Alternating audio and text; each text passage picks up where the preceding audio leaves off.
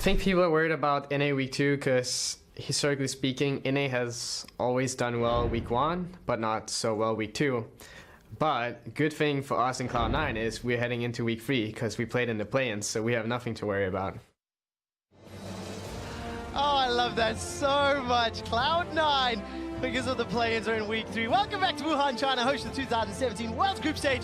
In our next match, EDG will be taking on the Week 3 Cloud9. And they're looking to strike back after going 0-3 in Week 1. They're going to be facing off against C9. And of course, for EDG, this is do or die. If they lose, they cannot advance to the quarterfinals. However, if they pull the miracle run, well, then the mathematicians have to figure out. Let's talk about EDG. They're starting on the blue side. Rusty, what do you think of the players and how they're going to change? Mouse, Clearlove, Scout, iBoy, and Mako. I mean, nothing's going to change from the players themselves. You can see the roster there, but it's the middle lane that we're always going to look at. Oh, Scout's yes. a bit of an enigma, and we'll have to look at their opponents here on the red side this game. First, it's going to be Cloud9. The top lane Impact, jungle Contracts, mid Jensen, AD carry Sneaky, support Smoothie, and their coach Rebid. Yeah, so just to remind, EDG have to win, do or die. If Cloud9 win here, they should, they set themselves up for potential tiebreakers at the very least. Let's talk about Scout a little more, Rusty. What do you think? Week 1, he had a great game against Faker, and then a counter game where he countered himself against C9. Yeah, he was very hit or very miss, and it feels like the only consistency was that he was Lucian throughout all of that. And that's a big question mark. You know, will he be able to play that again? Perhaps. He still had some really high moments, though. I gotta say, I'm always amused at death percentage orders because I guess he's probably up the top of deaths, even though he's listed as 17. He's actually dying a lot because he's trying to be proactive. He's getting a lot of pressure with the Lucian, so the Lucian pick is an interesting one because I feel like EDG haven't played around their mid-priority very well. Does that mean you choose a champion without mid-priority? Does that mean you play around Scout better? These are the questions that these teams have to answer. And that was a question that C9 found the answer to last week through the Shen that we mentioned earlier in the day. A good way to get rid of Scout's aggression, diffuse it completely, or beat it with better aggression of your own, compliments of the shields from Impact, and boy did they play that incredibly. I mean, Impact just had a phenomenal game, and truth be told, Cloud9 stunned a lot of people with their performance in Week 1. They had great early game, they had great decision-making. I know, Papa Smithy, you're quite a fan of the level that they brought to this group stage. Yeah, I mean, reviewing the games, I thought Cloud9 played the best of the teams here. Now, of course, SKT had the high highs, right? We'll remember the Wombos, but C9 had ordered drafts. They also have different priority on champions to other people. Ranged junglers like the first banned Ezreal here are at a higher priority for Cloud9. I don't know if you ban a Graves, but things get very interesting when you see Ezreal first ban. Yeah, certainly the case, and of course the expected bans from Cloud9. We're not really looking towards AD carries as a major focus between these teams. Scout, we mentioned him already. Contracts has been a standout player, but it's also working with Jensen, so a lot of the pick ban may revolve around those roles. However, that's usually the later part of the ban phase, especially between these teams. I mean, at the end of the day, this week has been shattering NA expectations. Sadly, for the negative yesterday, but I think with Cloud9 at Worlds in general, it's not just a one-note Jensen team. Impact, Contracts have had big performances. Sneaky and Smoothie have been reliable, and I've been impressed with the drafts as well, so credit to Reaper. They don't read the game the same way. One thing I want to note, they have shown no priority on Jarvan. They are happy for their enemies to take Jarvan, at least as of Week 1. I don't think things are going to change. And it hasn't. Jarvan makes it through the pick ban phase. Janna is still up and available. Jarvan as well. We'll see what they decide to lock in. It is the Jarvan, Rusty. Yeah, so they locked themselves in one of the LPL specials when you regard this champion. No Galio being removed from Summoner's Rift either is something worth considering. Scout can play more things than Lucian for everyone at home that doesn't really know what he plays. He does have a decently large champion pool. He just likes to work in a similar way to Double Lift with one champion. He plays the one champion. And if Cloud9's on blue side, they're happy to first pick Xayah. Now, Xayah was banned here, but their Janna priority, like a lot of teams in Week 2, has been going up and up. A lot of AD carry options open they could lock in here, or maybe just match what they expect to be a jungle matchup, because probably going to be Clearlove on the Jarvan. And it's still the Twitch or the Cogmore for AD carries that stand to attention. Tristana as well, another big option if you want lane priority. And C9 have the choice of whatever they would like, or they could pick a jungler here, depending on which they would prefer. The big thing that stands out to me is they choose Jarvan. EDG, knowing that Janna was there, knowing they may not get the best support, and Janna statistically, and from what we have just seen, is the best support running around. Pretty big risk from EDG, and really good from Cloud9 to just pick it up. Now, you talked about statistically, Janna coming into today, 76% win ratio. Here, at Worlds 2017, has another win under the belt, complemented by that Kog'Maw, as we just saw from the previous game, and Galio locked in, expecting that for Scouts. Galio has actually been very highly banned the last couple of days after we saw a lot of it in Samsung's group a few days ago. It is actually a strong pick against the style C9 like to run, because if you're relentlessly invading the enemy jungle, Galio will react faster than basically any champion short of Shen when it comes to actually getting there. In fact, it's even faster channel time. We mentioned the ranged junglers. I think they'd prefer to hold it to later, but they're afraid of a second round ranged jungler ban, and they take first round Graves. Yeah, wow, showing their hands super early here, you're right. They may have wanted to hold on to that one till later, but it's the solo laners to get the later game treatment here. Red side draft will be handy for C9 in that regard. EDG can start to attack certain roles here. Remember, the Galio can go top lane for Mouse if that's how they want to play this one out, dependent on what they see from Scout. Shen, is it a ban? Is it something you consider? Do you let it through with what you're seeing on the table? Twitch is already taken off by Cloud9, and there's still 3 bans remaining. It's something you consider. I definitely think Shen is an important pick here, but I'm not sure that they will ban it out. They are choosing to. So once again, that means aggression usually through that middle lane, something that the Shen completely diffuse. And now you're depowering a proactive invading jungler. No Shen to be there. A Galio to respond first. This was C9's bread and butter when they were winning, always having a rotational advantage. You can't really craft one with just the champions left open in the pool. And that's the thing for me, what else do you actually pick for C9? Is it a mid laner that's got really strong lane priority that can come and help contracts? Is there another champion that EDG either recognized or C9 are prepared to pick that can protect contracts as it goes around? I like this next ban from EDG because once again, shields protecting contracts as it goes forwards is good to have. Does Ryze raise in priority here at all? Another rotational champion that Jensen has shown proficiency on. It would sort of be a blind pick and sort of not at this point, given what's already been shown on the side of EDG, but if they're going to look to help contracts, which has been their way, they're taking a lot of time. They're going to hold the mid lane pick and just look for top lane priority, because at least Cho'Gath you can rely on. If it is the Galio matchup, has the true damage, potentially take him down, but push, push, push is the Cho'Gath way. Yeah, Cho'Gath is going to be a good pick here. Rumble already banned by C9, so Mouse should default to tanks. And that depends on where, of course, the Galio is going to be. Now, what I wanted to talk about here before this does get locked in at all is it might be a Talia on the opposing side, which is why Lucian's a possibility. I completely forgot about Talia as well. Champion that has been very, very important in many of the other groups that have taken place. So the Maokai locked in, going to be in Mouse's hands, most likely up in that top lane. Leaves us with the AD carry option left for Ivory. I completely forgotten that Tristana had fallen by the wayside. Caitlyn was used exceptionally well yesterday. Rusty, which do you think it's going to be? Should be Caitlyn. If it's Vayne, I will be shocked. Yeah. Vayne's very good into Cho'Gath, but he's against a Kog'Maw Jada, so Vayne would just lose that lane. It would not be a good time. Caitlyn has much more control, can work with the Lulu. That's a pretty potent 2v2. And it's definitely assuming some things, but this is the second Chinese team this week that has gone back to the Caitlyn, thought gone after the nerfs around patch 7.18. So it will mean that in the 2v2, whether it was Kog'Maw or Twitch, Caitlyn will more than not have lane control. We wondered about the Ryze. The Talia being open is another one to consider, but I think Ryze makes a lot of sense for them. It does mean that multiple members, if they are around that realm warp, can be grouped in. I still expect C9 to be on the front foot, but EDG have read Cloud9's Worlds 2017 group stage tendencies, and they have a strong draft to answer the questions C9 were posing last week. It certainly feels like a lot of what EDG have sculpted for themselves in this game, not the last time that these two teams faced, is much better prepared and much more well-equipped to deal with Cloud9. However, C9's composition is still incredibly strong. Ryze can clear waves decently fast, about the same speed as a Galio early. That means they're both going to be unlocked as mid laners to help the junglers, but the junglers is a Graves into a Jarvan. That's all in C9's core.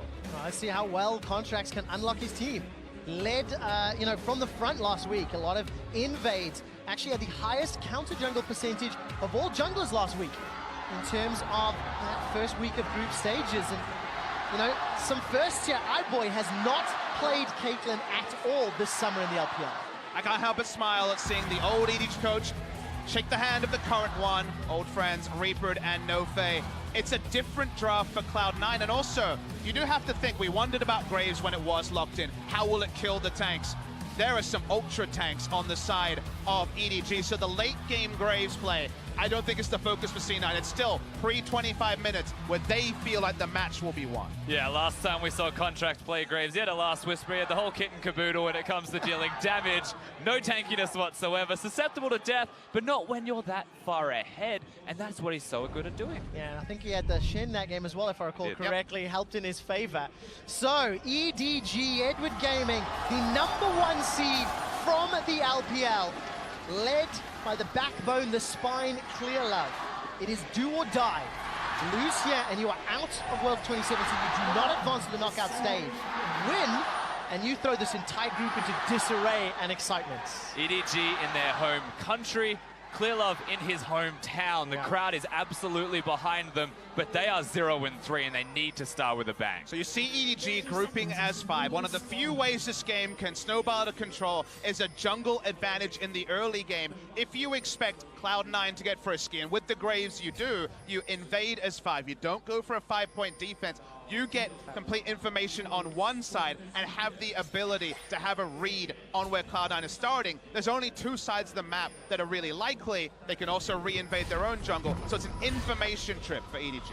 Yeah, they'll get that information. It's all about where the junglers start. The other thing that we're looking at regarding information before the minions all come and crash down is that Jensen has committed to the cleanse in the middle lane, so he is now very hard to gank. One thing that we've often spoken about, Papa Smithy, is that Clear Love's not a big fan of mid lane. He doesn't often want to go there, except for the one time they did well, believe it or not. And now he's against the Cleanse Rise, very difficult place to actually find himself a successful gank. We'll see how well Jensen can survive that laning phase and what sort of pressure Clear Love puts down on the table. All right, laning phase has started out here. Contract's going to get the help of Impact up in the top lane. Clear Love with an early invade.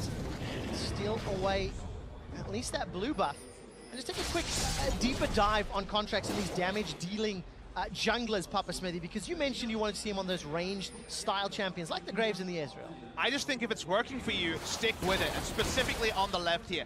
Damage percentage of team's damage. Contracts has done 24.5% of his team's damage. The average for junglers in World's Group Stage Week 1 is 11% when you remove his massive number, and that lets you know that he's been on a different road. He's been favoring the ranged junglers.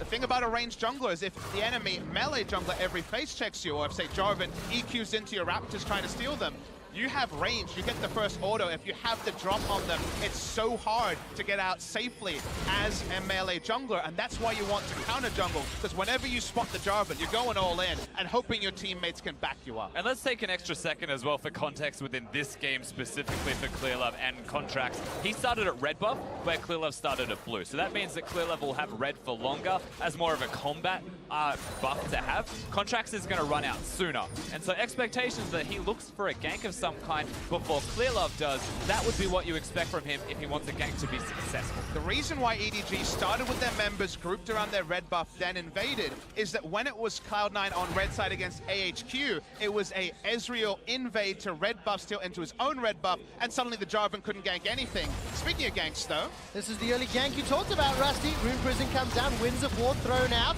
The Durant taunt at least locks down one, and with no flash on Scout, that's a success. A very successful gank. Something that Scout maybe should have been aware of as the opposite side of the jungle is being cleared. Sorry, Scout be aware of you take what you want from that sentence. Trevor, I'm just saying. He maybe wanted to know that that was coming, but good gank nonetheless from Contract. not lost the irony of Scout and Scout's name. He often doesn't scout ahead, but he does scout with his head. So it's, you know, it's an awkward one for him. Well, let's see what Scout does, because his Lucian play to round out week 1 of groups last Saturday or Sunday left a lot to be desired. Far too aggressive, far too forward in lane, far too open for being punished. And while, of course, Galio into Rise in pre-6 is pretty easy for those Winds of War to shove, you do need to keep those openings under control. And you want to celebrate the good parts of Scout, because he can do the sick outplays. His mechanics are very good. He had good laning pace in his first 2 games, and then, of course, went Rambo at 6 and died, not disrespecting the Shen. What I want to see from him here, as a counterpoint to his strengths, is to work on patching up a weakness, specifically playing around information, playing around vision. I don't completely lay everything onto Scout. Yes, of course. Worth noting, Clear put no aggressive vision when there was that lane priority, so Clear needs to help out his mid lane. Well, Clearlove's helping out right now. Impact's got flash available, sidesteps the flag and drag, takes a couple of autos before flashing to safety. Clearlove says, Contracts, I see your gank, I will match it. Slowing the opponent's top laner's flash as well. Yeah, exactly. Relative to the gank's success, it's been pretty much matched between the two. Impact having the passive on Cho'Gath, however, means he'll stay at a higher health level than that of Scout, who was zoned away from multiple waves. In saying that, Scout's farm is still quite good. Skirmisher's Saber already on the job and probably prompted the flash. This is one of those face checks I was talking about, Trevor. Well, there's the auto attacks already, plus the end of the line burst damage. Contracts doesn't want to stick around too long. As Sneaky got polymorphed, turned into a little munchkin. Iboy going low, 180 HP as he continues to push Smoothie away from lane. But Sneaky's waiting for those cooldowns on his W before looking for the re-engage. Yeah, now the winner of that trade is still going to be EDG's bottom lane because they have the mana, they have the ability to sustain themselves in lane. And there he goes. Clearlove steals, and Wuhan goes wham. Thank you for the leash. Those little moments mean a lot as a pro player, getting your tail up right early in the game. And the flag was down, so Contracts felt confident to invade, knowing that he couldn't EQ out. He still invaded. Well, I said it in the pregame. Let's see, fight. Who gets it this time, Contracts? Oh, not as excited here in Wuhan for that one. They know who they like. They know who they like. Absolutely the case. Take a quick look at this bottom lane, by the way. Iboy and Mako, plus 10 CS, again, expected. It's Caitlyn Lulu into Cogmore Janna. Always going to be a difficult situation for Sneaky and Smoothie. But Iboy had a great week 1 performance for a guy who only became old enough to play on the 12th of July this year. If you see the damage rating on the left of your screen, that takes into account an adjusted average of how much damage you're expected to do on any champion.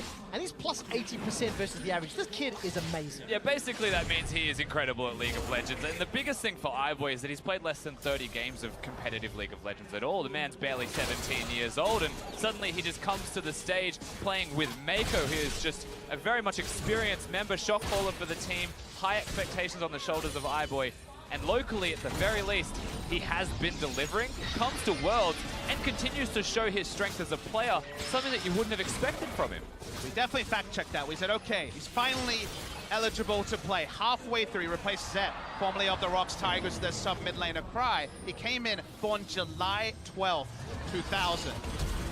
Realm Warp's going to get the flash out of Clearlove, and as you mentioned, Papa, born July 12, 2000, very young kid, stepping up to the plate, but now the challenge is really on. 0-3 down, he's on a Caitlyn.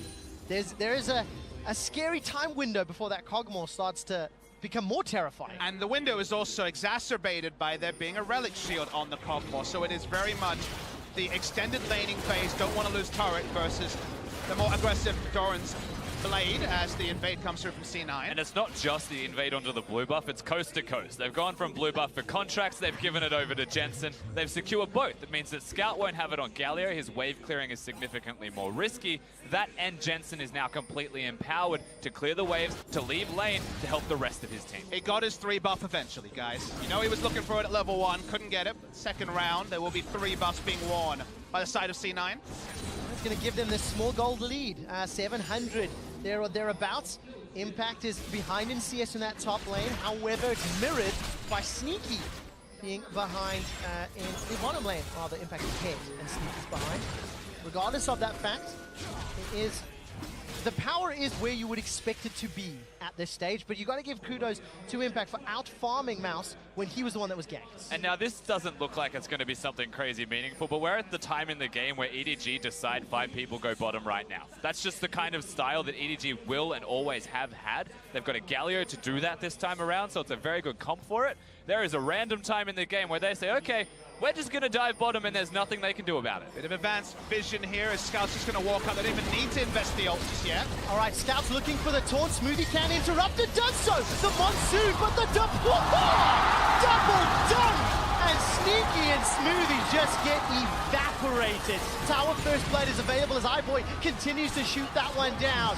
2 kills and Tower. EDG are here to play. The play was by the book, but the damage surprised all of us. Exploded the Janna, who was just looking to disengage. But honestly, C9 needed to be more proactive in their defense. The teleport was late from the Cho'Gath. By the time he was there was nothing they could do. Losing the turret pre-10 minutes is often a reality of Caitlyn versus Kog'Maw, but the 2 kills, that's the cherry on top. Yeah, the 2 kills probably shouldn't have been there. Cloud9 not aware enough or willing to defend that play, but the play is more than successful. It means that EDG are completely unlocked to just lane swap. This is literally the EDG special. I gave you notice. How does C9 not know it's coming?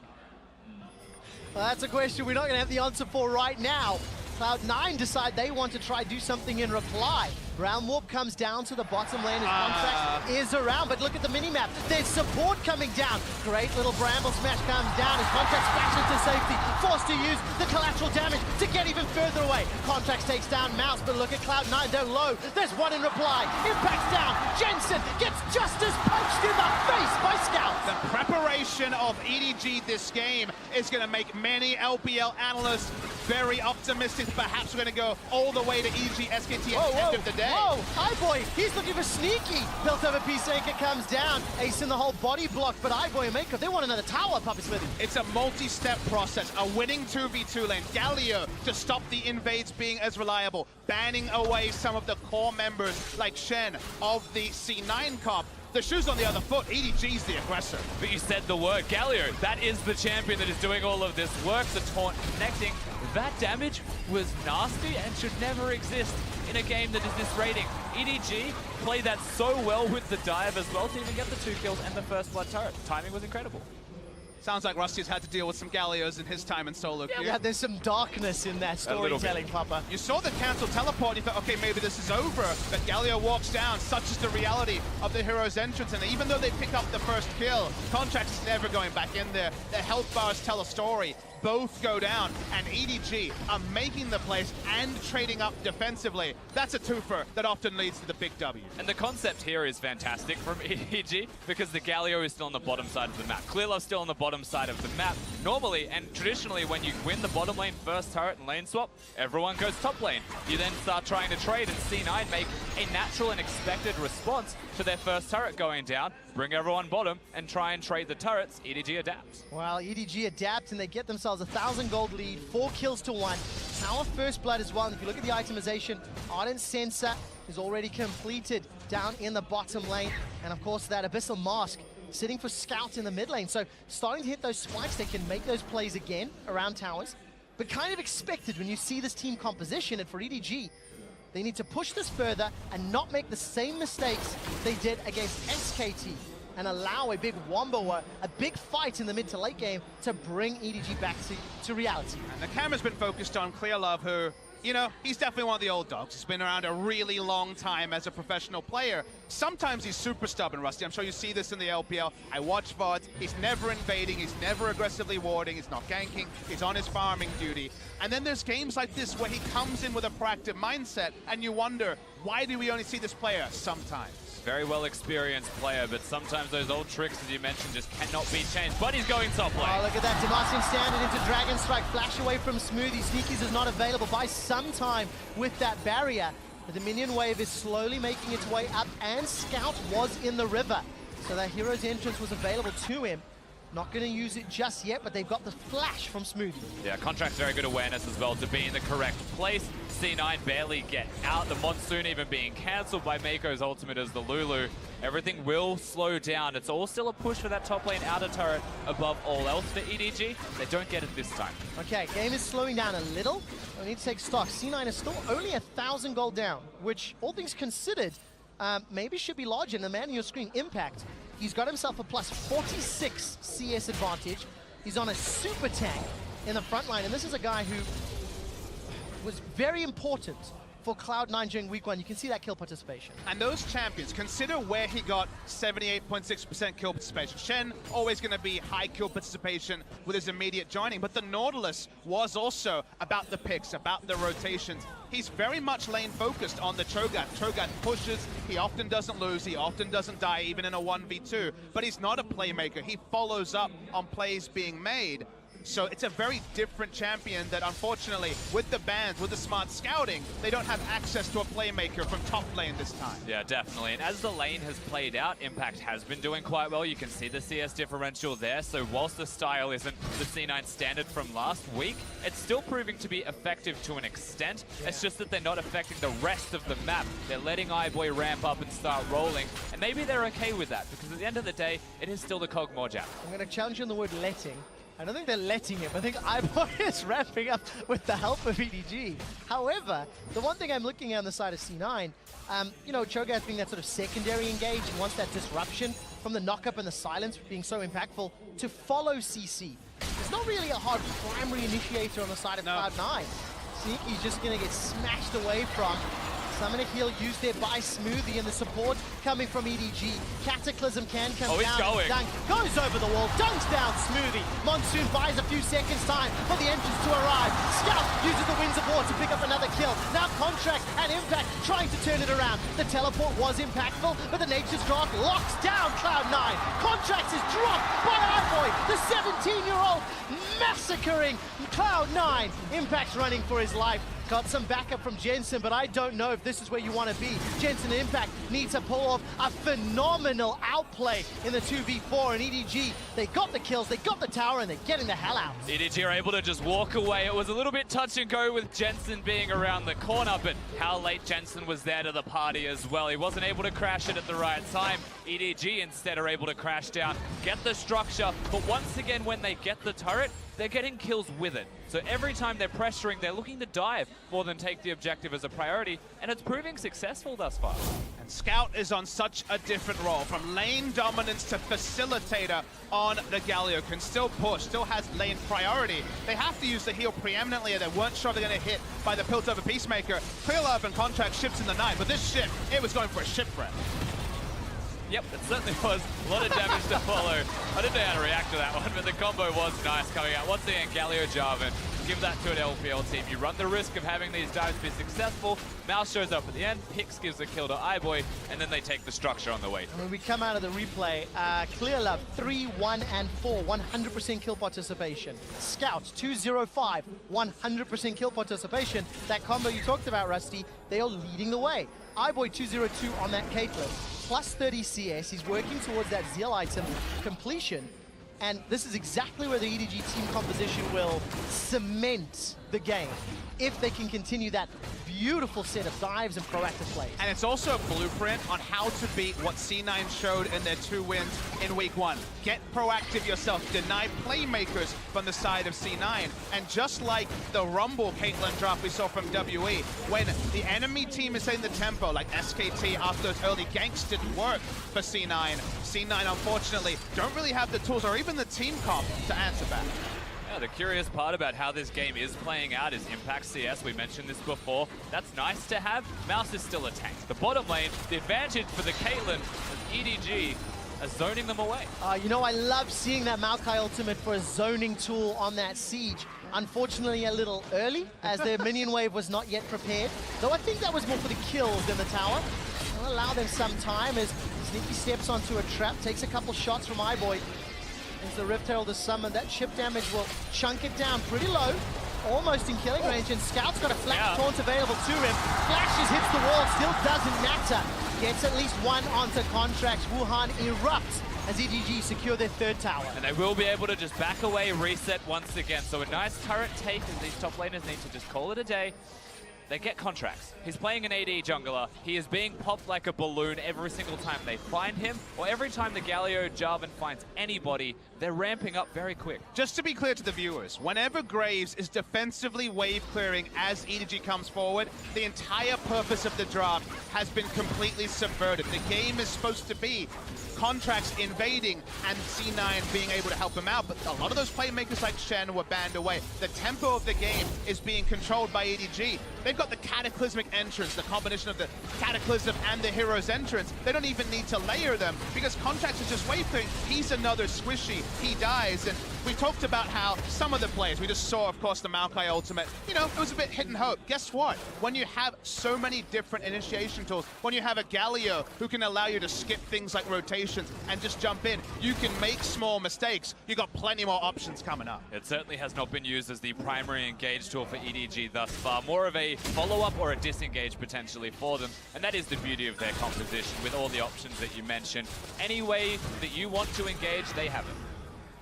Can't believe they let Galio through. Something that we've heard so many times over the course of Worlds this year, from play-ins to groups, and it is a terrifying combination that has allowed EDG this 3,000 gold lead at 20 minutes. Two item spikes actually starting to come in. Goggle Stoneplate for Scout, Black Cleaver completed for Clearlove, that Zeal, Static Shiv, plus Berserker's Greaves and EDG. Man, they're already starting to contest vision around the Baron. And C9's comp is front to back. They need to kill the front line, and good luck. You're gonna need a lot of time. Maybe some disconnections would help them out, because there's no way to get through. Maokai, Jarvan, and Galio, and sure, there were nerfs to Caitlyn, but they were around her Q, they're around her laning phase. She can still right-click away with 2 items already complete, and there's no one to stop her. All right, Flash Cleanse is available for Jensen.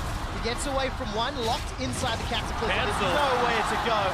iBoy gets in range to pick up the kill, and actually that's a full team assist.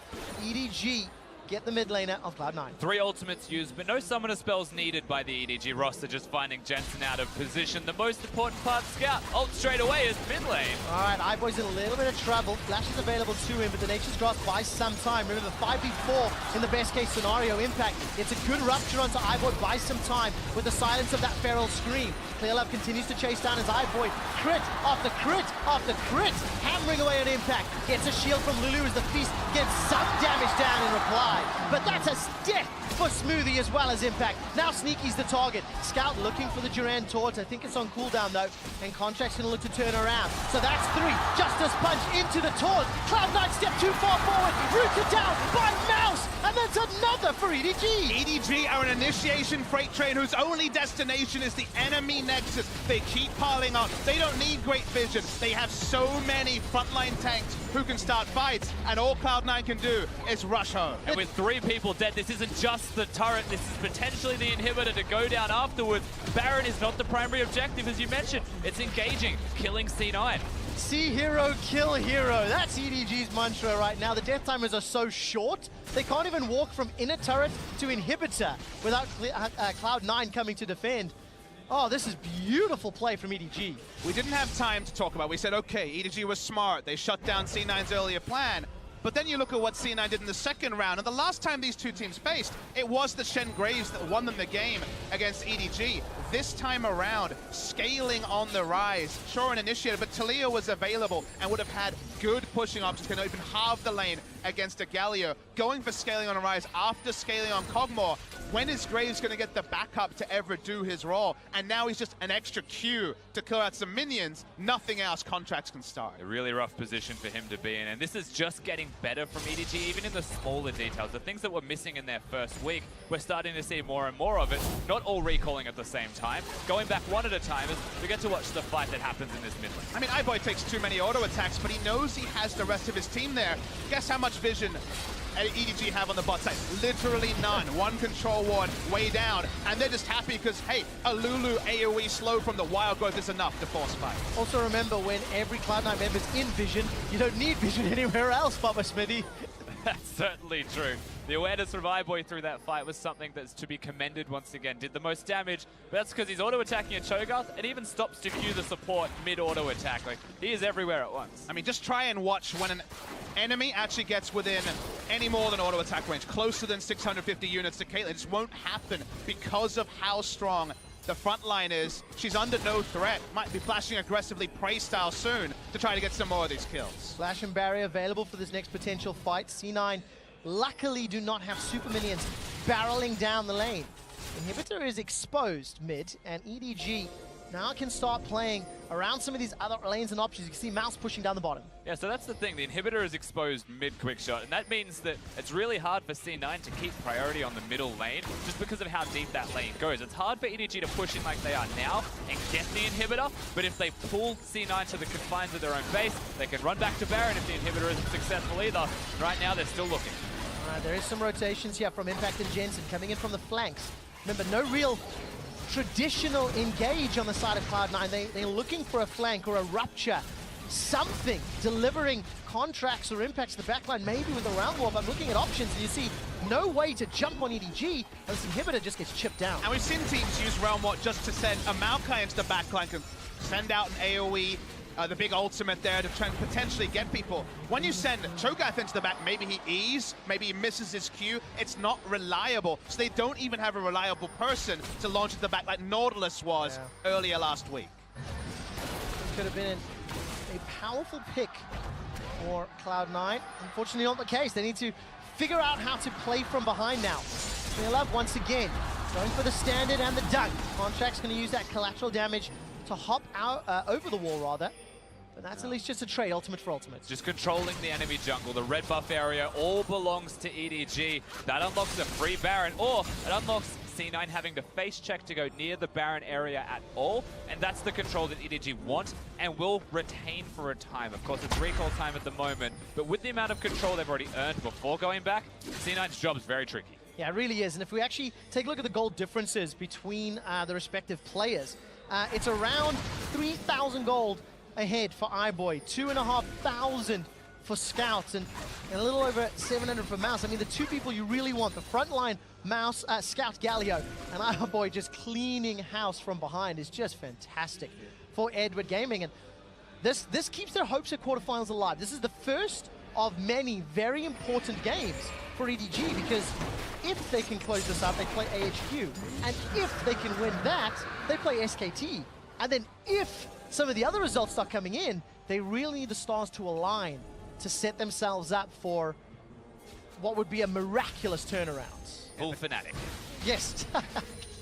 Which was also a miracle, to be fair. That was an incredible run from them. And it's not just EDG's victories, but this is one they can control. And right now, they're in the driver's seat, controlling towards that victory. And fun fact, if EDG go back-to-back, everyone barring SKT will be at 2 wins. We know tiebreakers could be coming. We know crazy things could be coming. EDG are so far ahead here, and because of the comp they have so many different options to force the Baron, to peel up, to look for turrets. Maybe not take too much free damage, that's not the best option. Can't afford walking into the damage dealers of Cloud9. Love, when he's dunking the damage dealers, seems to look significantly more impressive. However, it's not going to stop the siege. Jensen takes a gigantic crit to the face. iBoy's got himself the rapid fire cannon and the static shiv as Cloud9 continue to play defensively. Super Minions just cresting the steps of their base. And that means EDG will have some time shortly as someone goes to deal with that. Now, important note is that iBoy is not going to be a QSS Caitlyn right now, so if Ryze ever finds him, he will still be locked down. It's important that Mako does his job. It's important that the tanks stand in front of iBoy to empower him, to protect him, and allow these structures to drop. I really want to know what a team fight looks like where the snare hits from the Ryze onto this Caitlyn. She's so safe right now. Yeah, look at the zoning that Scout's putting down with that taunt. Charging it up, staying in the front line. If anybody steps too far forward, Mouse got that Nature's Grasp as a backup, and the vision control wards from EDG is textbook in this northern quadrant of Cloud9's jungle. Usually we criticize teams for trying to barrel 5v5, but C9 needs something miraculous to just stop watching their objectives go down.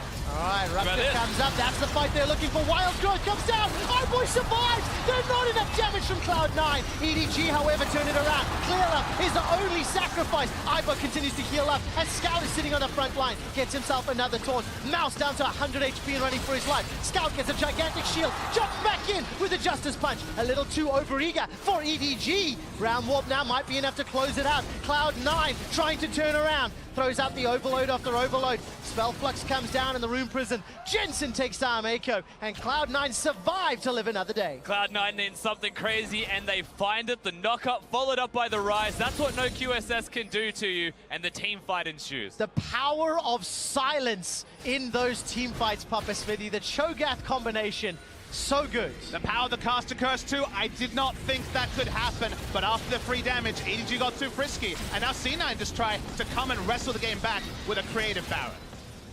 Creative, but also risky, to be fair. iBoy's still here. Reinforcements are arriving. So much damage coming down. 90 caliber net. Why sometimes Smoothie's going to keep getting tagged down from the Baron in the back end. The Feast and Jensen's damage. They take down iBoy. Cataclysm comes out. Clearlove's running for his life as Mouse goes for the flash engage. Cleanse is not going to be enough to lock down Jensen as he continues to run for his life. No flash available to him. Now that Skype's on the front line, it's going to be up to Sneaky to do his best. Winds of War tagging him up, and Mouse and Clearlove, they peace out, and EDG, they stop the Baron. Things have definitely been getting a little bit messy from the side of EDG. Their top lane push was not clean. Still going to be the minions pushing in the mid lane, but they do get back Baron control. They are, however, leaving chances for C9 to come back. Biggest win is they stop Impact's recall. He doesn't have flash, he does not have Feast, nor does he have a teleport to come back with full health. This is super dangerous. They don't want to do the Baron. They don't have iBoy.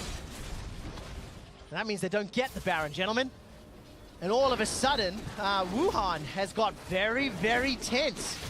13 minutes on the clock and that 6k gold deficit and that pressure. Look at iBoy getting caught. Now, iBoy is one of the only ranged auto attackers next to Lulu. He walks up his tank line, did not know that he was going to look for pot shots as the minion wave died, and that means that iBoy does not get maximum DPS out of this fight, and EDG are taking 10, 11, 12 turret shots. Yeah, I mean, he maximizes what he could given how it engaged onto him first with 100 health. That means they're able to trade in the first place. This takes an awful long time to find the kills onto EDG, and that's enough time for those who have been taken out early to get back to the Baron at the end of the engage.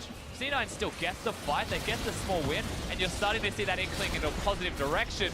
Here's the second fight, but we're back at Baron. We are indeed, as both teams start to group up. Impact is all the way down the bottom lane. He's making his way up through the river. EDG are now looking for the engage. That's a good nature's drop, locking down Sneaky. He's the target. Justice Punch is interrupted, but it will not matter. 2 quick kills as Contracts and Sneaky get blown up. Jensen's the next target as he's being run down by Edward Gaming. A shutdown by iBoy. They find the battleground they wanted. They can peel off from Baron so easily. Clearlove one-shot the enemy Graves because he's going to DPS build himself. Very early skirmish to Saber. All end there. They can turn back onto Baron, and the cavalry, it's dead. Even step 1 being clear the mid wave, so Impact can't take a structure. Straight to the Baron. The crowd knows they're starting to feel this game for EDG. Oh, I've been feeling this game for EDG for a while, but it started to slip. EDG last week got caught out in team fights, and it didn't happen here, though.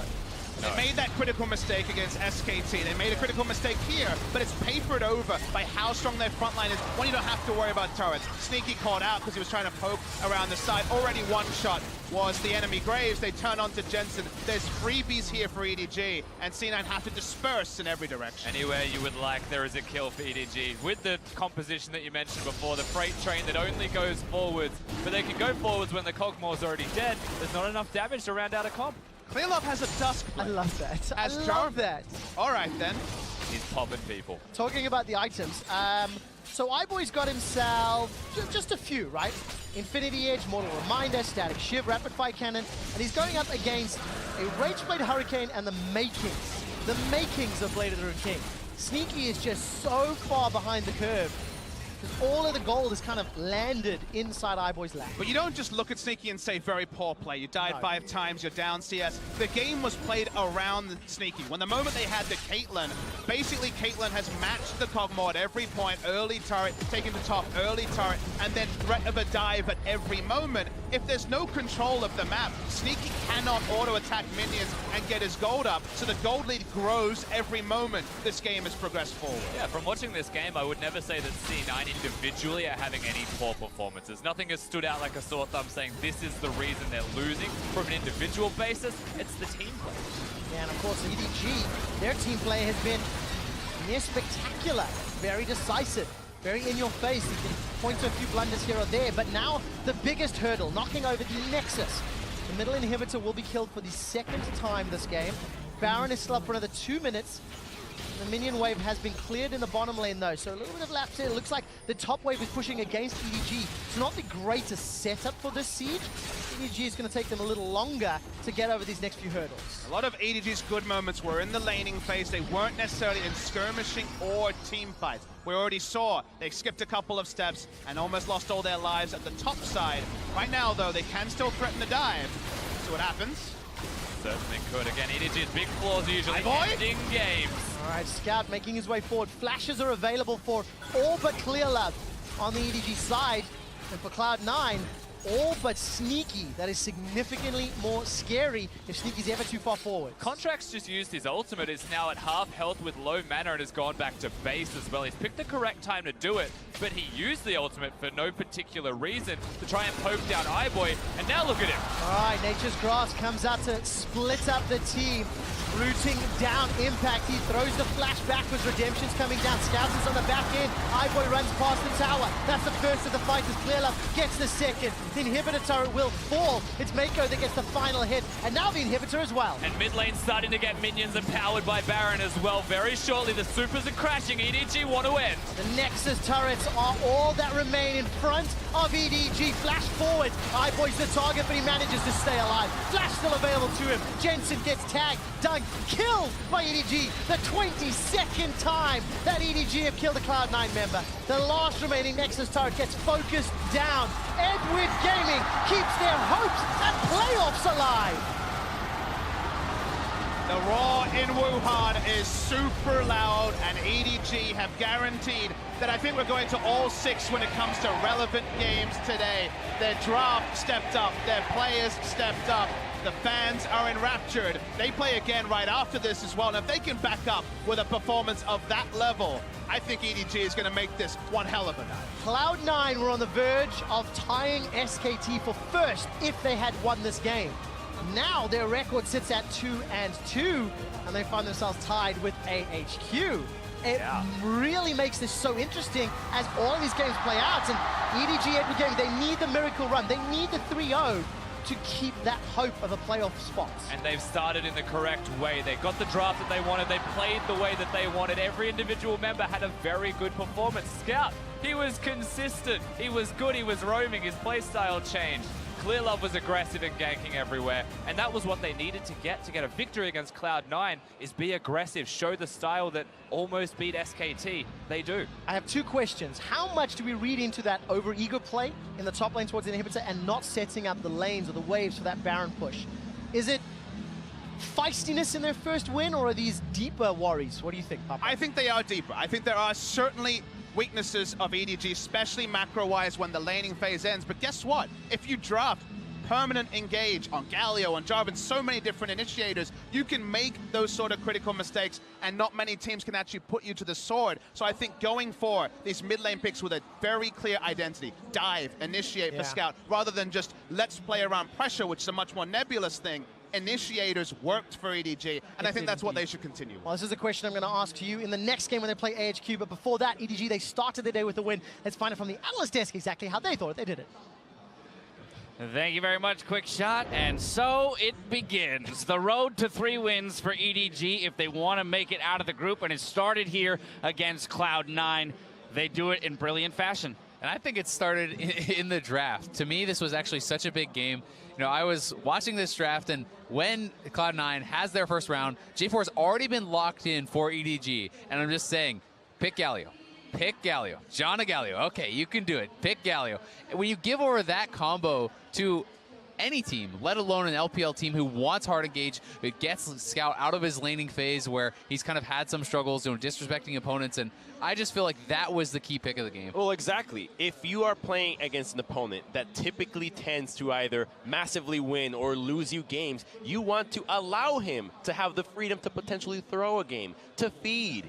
But if you give him on Galio, you put Scout on Galio, he's not going to do that. When's the last time you saw Galio feed his ass off and cost the game? That just doesn't happen. So now you give that champion over to the LPL out of all regions.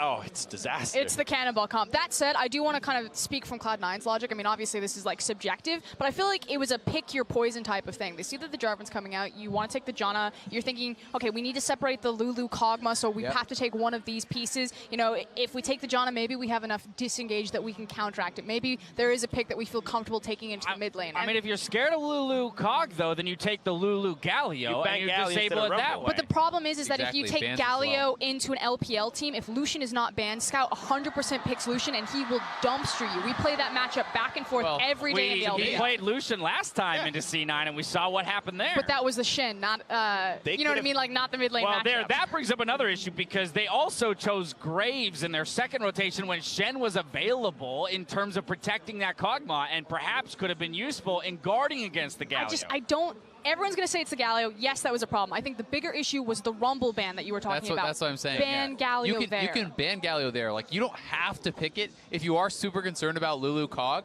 then you can ban away the Galio as opposed to the Rumble. The Rumble, to me, is less of an issue, but I do think for Cloud9, you can go Galio top as well. Impact has played this a number of times. I also think it enables the aggressive jungle style that Contracts wants to be playing, and when it's on the other team, it means you can't do that. As soon as Galio hits 6, you can no longer invade because you're going to get collapsed on and killed. I mean, either way, we've evaluated that the Galio was an issue. Whether it should have been dealt with in bans or in the picks itself, it should have been dealt with, and we saw the usefulness of this pick in the turret dives that EDG set up. I mean, these guys, they love that engage. They love that go button, and here we see it put to work. And it's not even just the fact that this is Galio. This is also just EDG, which makes this pick this time that much worse to give to them. They love diving bottom. They will do it to you every single game. They've done it every single time before 9 minutes. And right on the clock, guess what? We split the map. We started Jarvan here. We took their blue buff. We made sure that Caitlyn and Mako were never going to be contested, and we dove, and then we dove again. Rinse, repeat. Just a 5-man every single time. The vision setup was great for all of them,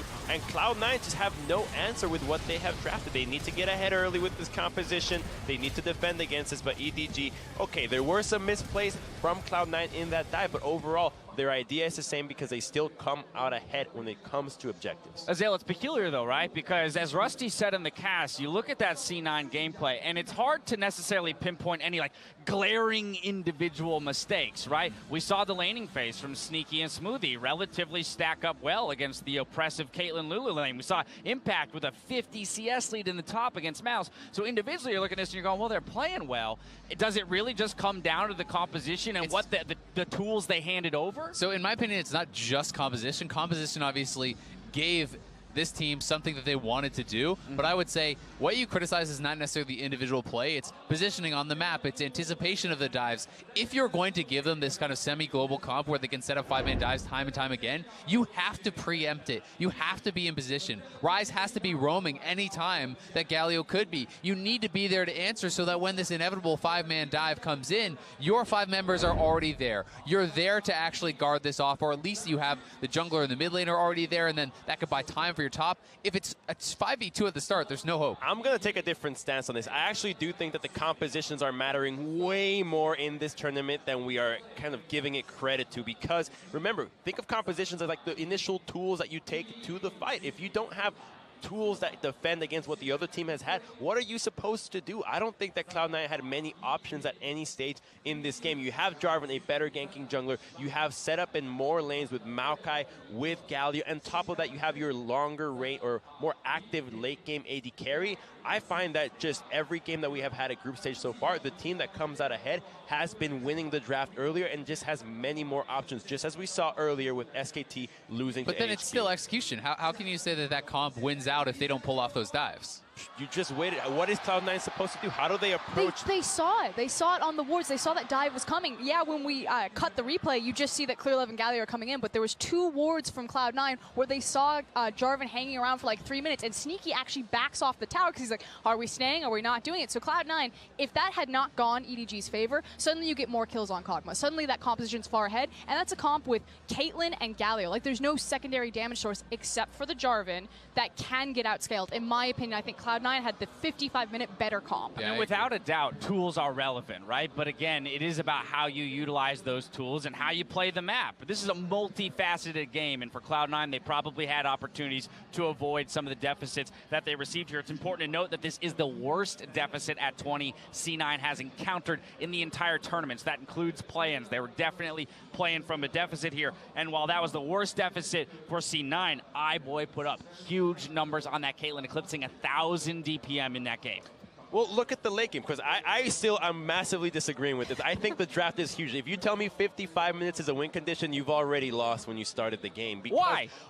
How are you going to get to 55 minutes? If you look at the TSM counts, you hit the 55, you're going to lose. Have we not seen games go to 55 minutes before? Yeah, but you can't count on that. So who are you to tell me that the comp entirely determines the length of the game? Look at the fight in the top side specifically. You hit a rupture on the Caitlyn. You have Rise flashing in, Graves combo, and you still can't kill that champion. And Kog'Maw's down 2 items. How are you? Right? Okay, but that's the best case scenario, and you still barely walked away. You need to pick yourself actual tools to get onto that. To me, at the end of the day, draft gives the advantage, execution gives a win. Of course, but right? I think the disparity was huge. And that is, so you can say it's an advantage, but Cloud9 was fighting back in some of these late game team fights with a massive item disadvantage. Most of their gold was focused on Cho'Gath.